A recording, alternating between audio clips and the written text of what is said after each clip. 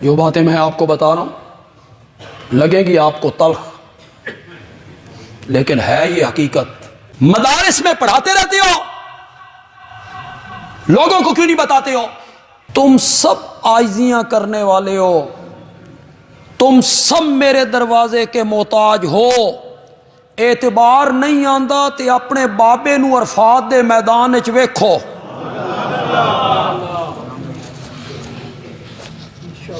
کس کے سامنے رو رہے ہیں، کس کے سامنے عاجزیاں کر رہے ہیں۔ مولا 3 صدیاں ہو گئیں، میں تجھے منا رہا ہوں، منتیں کر رہا ہوں، عاجزیاں کر رہا ہوں، مجھے طریقہ نہیں آیا تیرے منوانے کا، تو آپ دس کنیے منینا۔ فَتَلَقَّى آدَمُ مِن رَبِّهِ، یہ پہلے سپارے میں کہا۔ تلقہ کا کیا میں نے سیکھ لیے، سیکھے آدم نے اپنے رب سے چند کلمے۔ مجھے طریقہ نہیں آیا تو بتا کن الفاظ سے بولوں، کیا کہوں تیرے دربار میں؟ آدم نے رب سے چند کلمے حاصل کیے، سیکھے، پھر ان کلمات کو اللہ نے سورت آراف میں ذکر کیا۔ یہ قرآن کا اصول ہے، ایک جگہ اجمال، دوسری جگہ اس کی تفصیل، ایک جگہ بات کو مختصر کرتا ہے، دوسری جگہ جا کے اس کو کھول دیتا ہے۔ القرآن یفسر بعضہ بعضا، قرآن اپنے کچھ حصے کی تفسیر خود کرتا ہے، اور جب قرآن خود تفسیر کر دے نا تو پھر اس کے مقابلے میں کسی تفسیر کی کوئی حیثیت نہیں۔ قرآن اپنی تفسیر خود کرتا ہے، کچھ حصے کو اجمال میں بیان کرتا ہے، پھر اس کی تفصیل کرتا ہے۔ کئی مثالیں ہیں قرآن میں سے، میں دینا چاہوں تو شاید خطبہ اسی میں خرچ ہو جائے۔ اس میں ایک مثال یہی ہے، آدم نے اپنے رب سے چند کلمے سیکھے، کس طرح معافی مل سکتی ہے، توبہ کا طریقہ کیا ہے تو بتا۔ اسے سورت آراف میں ذکر کیا، ربنا ظلمنا انفسنا وان لم تغفر لنا وترحمنا لنکونن من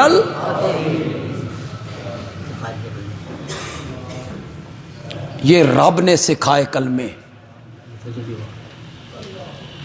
تعجب ہے ممبر و محراب کے وارث طبقے پر، اور پھر کئی بڑے بڑے مصنفین پر، جنہوں نے جھوٹی روایتیں، موضوع روایتیں، من گھڑت روایتیں ان کا سہارا لی۔ کوئی کہتا ہے حضرت علی کا واسطہ دیا، کوئی کہتا ہے حضرت عیسیٰ کا واسطہ دیا، اور کوئی کہتا ہے نبی اکرم صلی اللہ علیہ وسلم کا واسطہ دیا۔ اس کے طفیل سے دعا مانگی، پھر اس کو دلیل بناتے ہیں کہ دعاؤں میں بزرگوں کا طفیل اور صدقہ اور واسطہ دینا جائز ہے۔ آدم نے نہیں دیا تھا؟ وہ جو روایت تم پیش کرتے ہو جسے حاکم نے مستدرک میں نقل کیا، حاکم تو خود شین ہے، مزہ نہیں آیا؟ شیعوں کے خلاف تقریریں کرتے ہیں اور روایتیں کن کی پیش کرتے ہیں؟ واہ، روایتیں ان کی اچھی لگتی ہیں تمہیں؟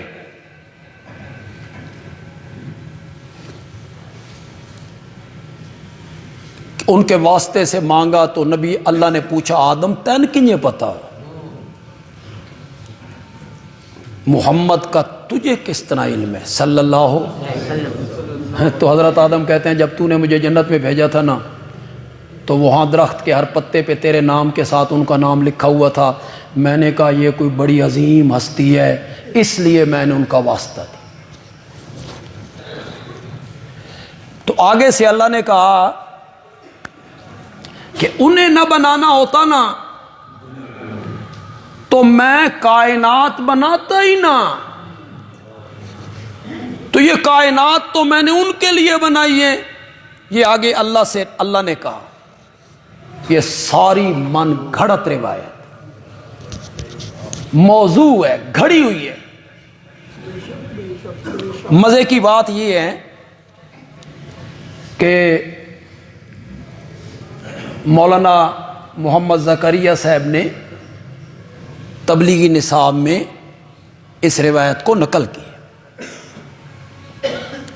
جب نقل کر چکے تو نیچے لکھا، عربی میں عربی عبارت لکھی، نیچے لکھا قال علی قاری ھذا حدیث موضوع.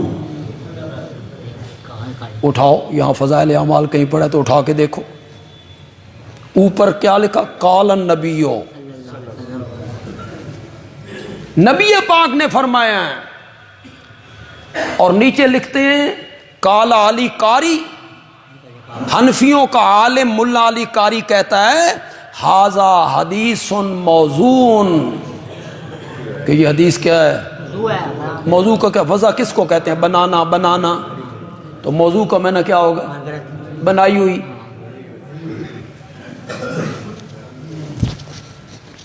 حدیث گھڑی ہوئی ہے.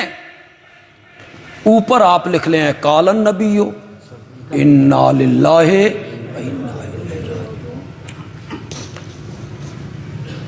عام میں سے کوئی بندہ جمعے کے بعد باہر جائے یا اپنے محلے میں جائے اور میرے متعلق کہے بندیالوی نے یوں کہا تھا جبکہ میں نے وہ نہیں کہا تھا،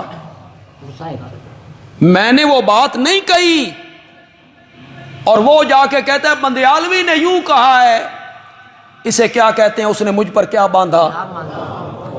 کتنا گناہ ہے. شرک کے بعد سب سے بڑا گناہ قرار دیا گیا ہے.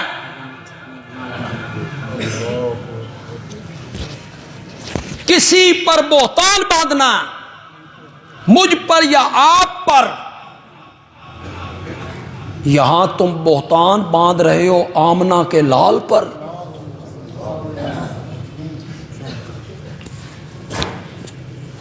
آپ نے نہیں کہا اور تم کہتے ہو قال النبی، قال النبی. یہ تو قیامت کے دن پتہ چلے گا. جس نے میری طرف کسی جھوٹی بات کی نسبت کی وہ اپنا ٹھکانہ جہنم میں بنائے. نہیں حدیث یہ؟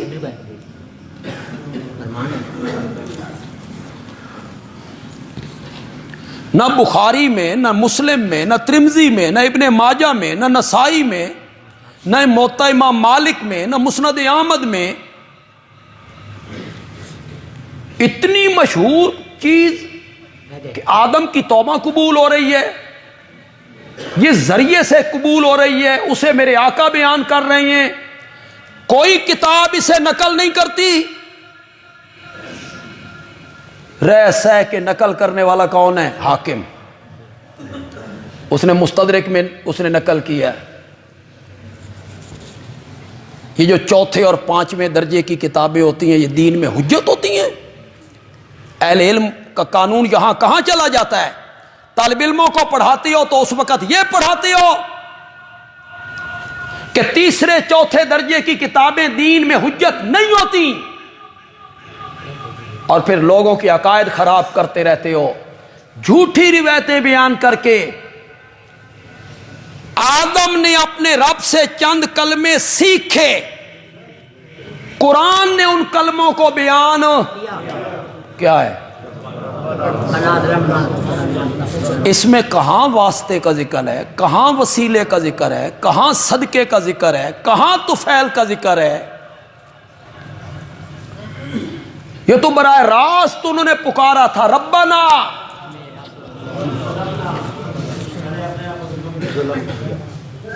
ممبر و محراب کا وارث طبقہ قرآن چھوڑ کے موضوع رہتے، تمہاری قسمت پہ رونا ہی چاہیے، رونا چاہیے تمہاری قسمت پر۔ تم اتنے بد نصیب لوگ ہو کہ قرآن چھوڑ کے جس چیز کو قرآن بیان کر رہا ہے اسے چھوڑ کر موضوع اور من گھڑت روایتوں کے پیچھے بھاگتے ہو۔ اور پھر آگے جو کہ لولا کا لما خلقت الافلاک، کسی عربی گرامر سے پوچھی، آج عربی کے کسی پروفیسر سے پوچھی، جائیے یونیورسٹی میں کل، اور عربی کے کسی پروفیسر سے پوچھئے لولا کے بعد کاف ضمیر آتی ہے یا انت آتی ہے؟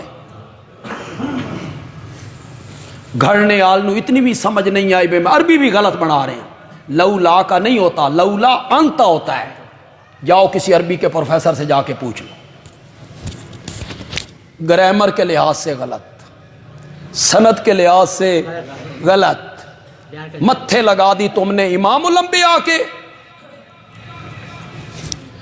تجھے نہ بنانا ہوتا تو میں کوئی چیز نہ بناتا۔ قرآن کیا کہتا ہے؟ قرآن کیا کہتا ہے؟ قرآن کہتا ہے وما خلقت الجن، پڑھو پڑھو جن کو یاد ہے،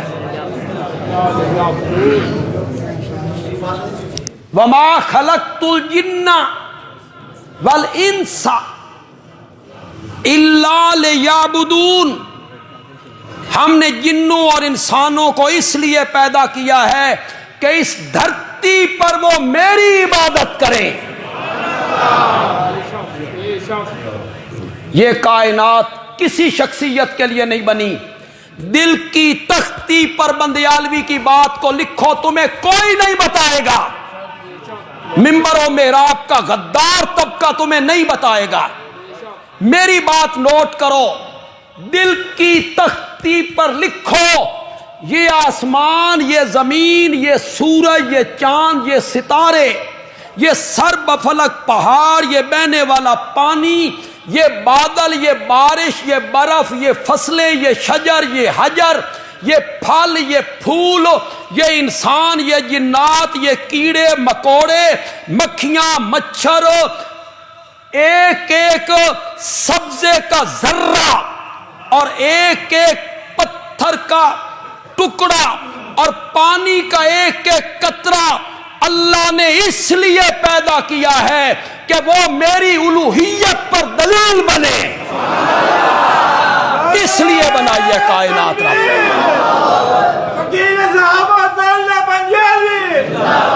وما خلقت الجن والانس الا لیعبدون، میری عبادت کریں۔ یہ چیزیں اللہ نے اپنی توحید پر بطور دلیل بنائی۔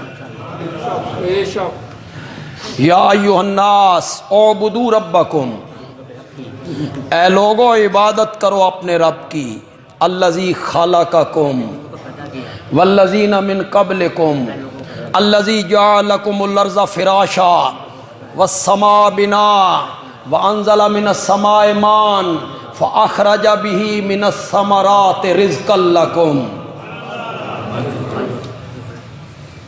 تم بد نصیب لوگ ہو، تمہیں رب نے قرآن کی سمجھ عطا نہیں کی۔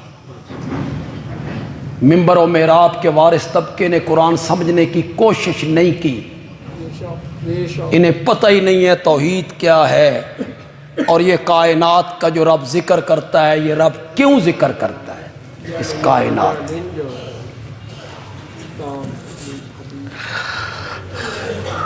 قال علی قاری ھذا حدیث موزون، عربی میں لکھا، آگے اس کا ترجمہ نہیں لکھا۔ اب آپ جو ہیں، آپ نے تو ظاہر گل بات ہے ترجمہ پڑھنا ہے، آپ نے تو عربی نہیں پڑھنی، آپ نے تو ترجمہ پڑھنا ہے۔ ایک اور بات ذہن میں رکھو، مت کہ کسی کے دل میں خیال آئے کہ میں اتنے بڑے عالم کے متعلق گفتگو کر رہا ہوں۔ ایک بات ذہن میں رکھو، انبیاء اور صحابہ کے علاوہ کوئی بھی تنقید سے ماورا نہیں ہے، پکا لو یہ بات۔ یہ بزرگوں والے بت جو ہیں نا، بزرگ ہیں اور بزرگوں کے کیوں نبی ہیں، غلطی نہیں ہو سکتی ان سے، غلطی ہو سکتی ہے ہر بندے سے، مجھ سے، میرے باپ سے، میرے استاد سے، میرے مرشد سے غلطی ہو سکتی ہے۔ تنقید سے، گناہوں سے پاک تو صرف انبیاء ہیں، اور گناہوں سے محفوظ صحابہ ہیں۔ تنقید سے پاک ہیں صحابہ بھی اور انبیاء بھی، ان کے سوا کوئی تنقید سے ماورا نہیں ہے۔ ہر ایک سے غلطی ہو سکتی ہے،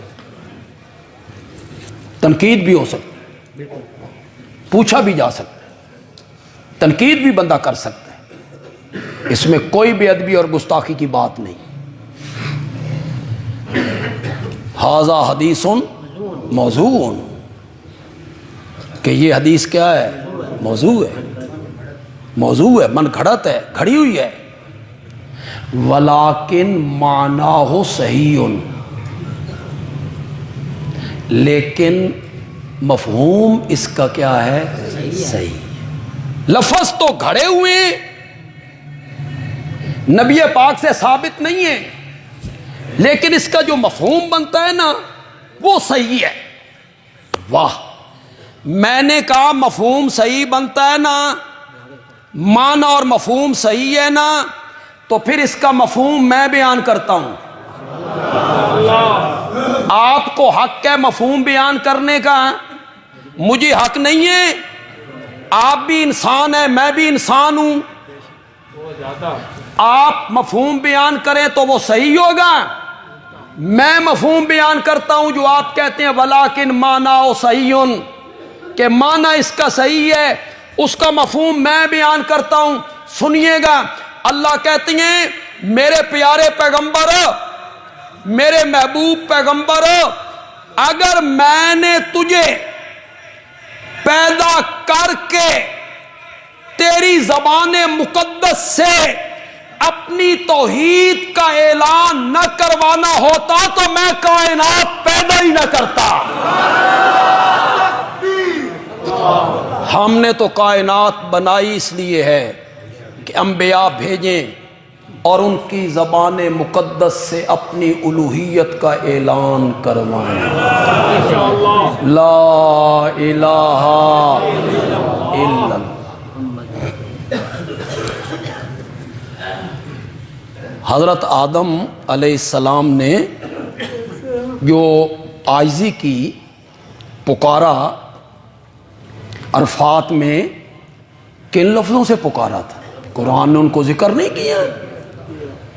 کالا، دونوں میاں بیوی کہنے لگے ربنا ظلمنا انفسنا وَإِن لَّمْ تَغْفِرْ لَنَا وَتَرْحَمْنَا لَنَكُونَنَّ مِنَ جو باتیں میں آپ کو بتا رہا ہوں لگیں گی آپ کو تلخ، لیکن ہے یہ حقیقت، اس کو پکا لو۔ انبیاء اور صحابہ کے سوا تنقید سے ماورا کوئی نہیں۔ غلطی ہر ایک سے ہو سکتی، بڑوں سے بھی ہو سکتی، غلطیوں سے کون پاک ہے؟ کوئی معصوم ہے؟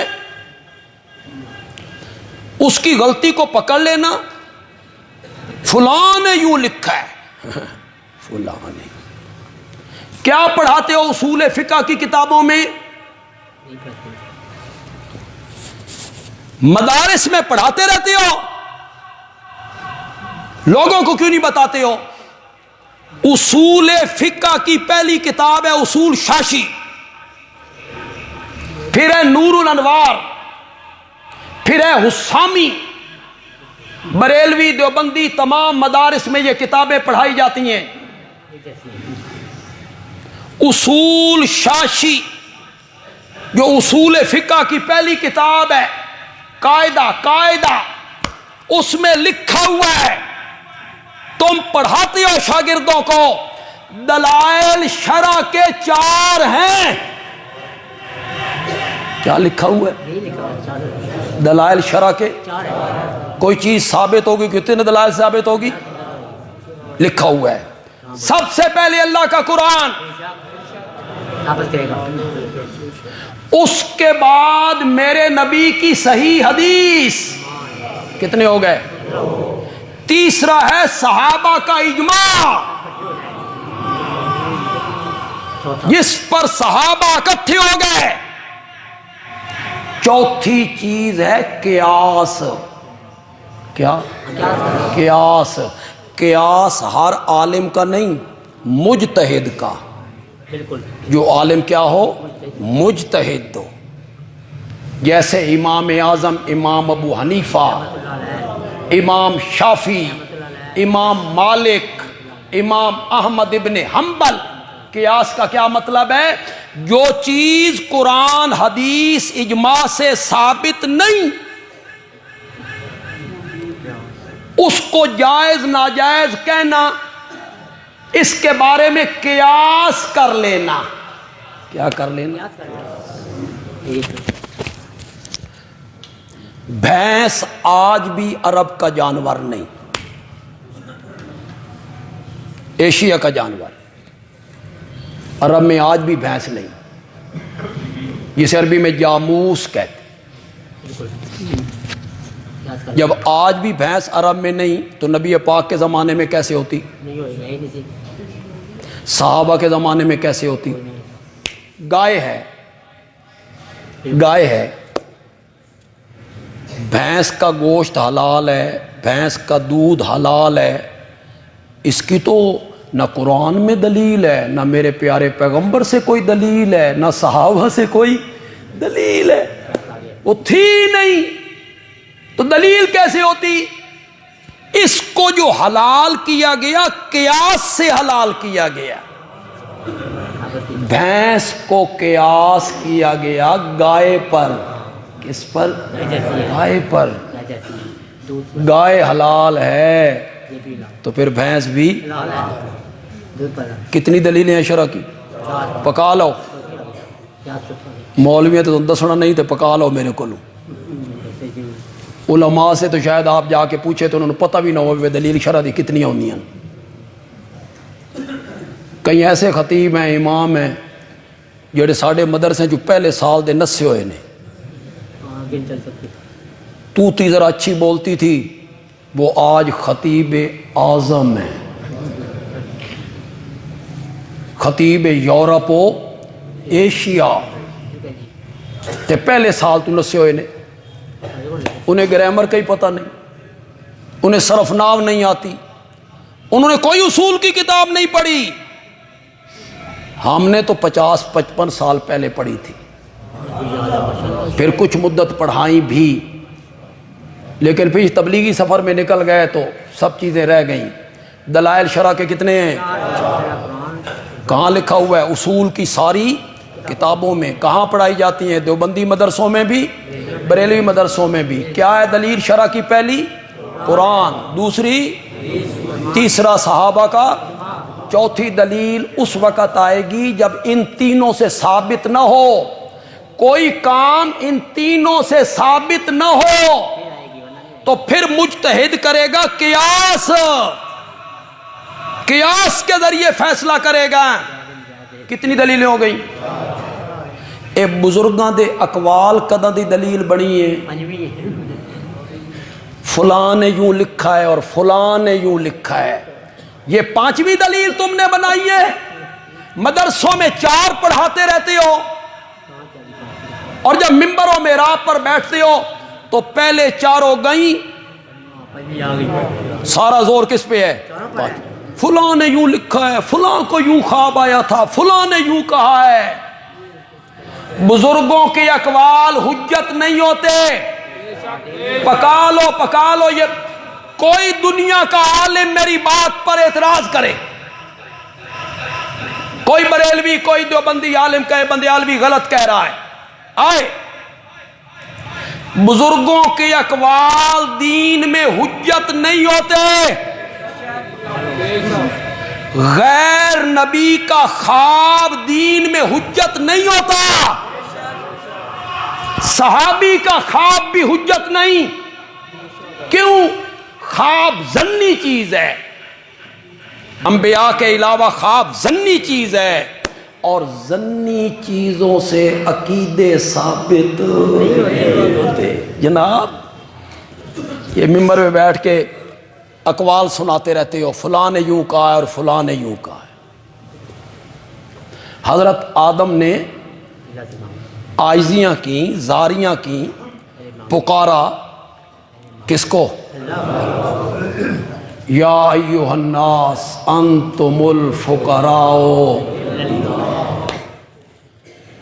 تم سب عاجز ہو، تم سب میرے سامنے مانگنے والے ہو، فقیر ہو فقیر۔